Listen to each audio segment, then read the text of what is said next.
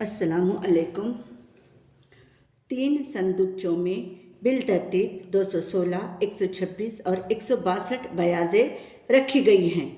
अगर इन बयाज़ों के मसावी गट्ठे बनाए गए हों तो हर गट्ठे में ज़्यादा से ज़्यादा कितनी बयाज़ें लेनी होंगी। यानी 3 संदूक है जिसके अंदर तरतीब से 216, 126 और 162 बयाज़ें रखी गई है और बताया गया है कि इनके मसावी गट्ठे बनाए गए हैं।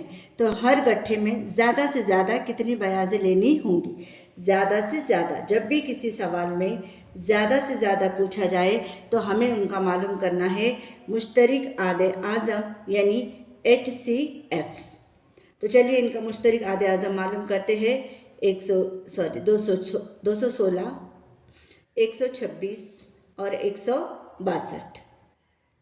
अब अगर हम इन हिंदसों की जमा करते हैं, 2 और 1 3, 3 और 6 9, 2 और 1 3, 3 और 6 9, 6 और 1 7 और 2 9, यानी तीनों हिंदसों की जमा 9 आ रही है।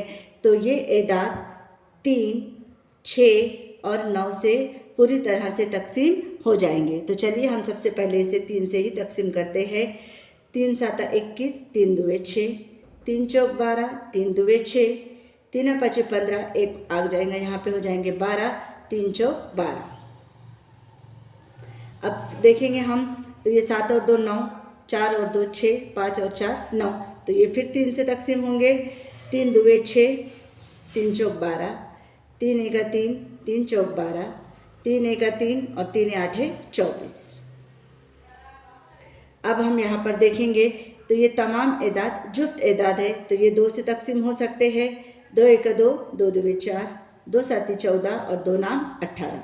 अब यहाँ पर 12, 7 और 9 है। ये वो एदाद है जो 2 से तीनों भी तकसीम नहीं हो सकते, 3 से भी नहीं हो सकते और दूसरे किसी अदद से भी नहीं हो सकते। इसलिए इन्हें ऐसा ही छोड़ देंगे और इन तीनों को लेंगे तो यही हमारा मुश्तरिक आदे आज़म होगा। इनका हम ज़रब करेंगे।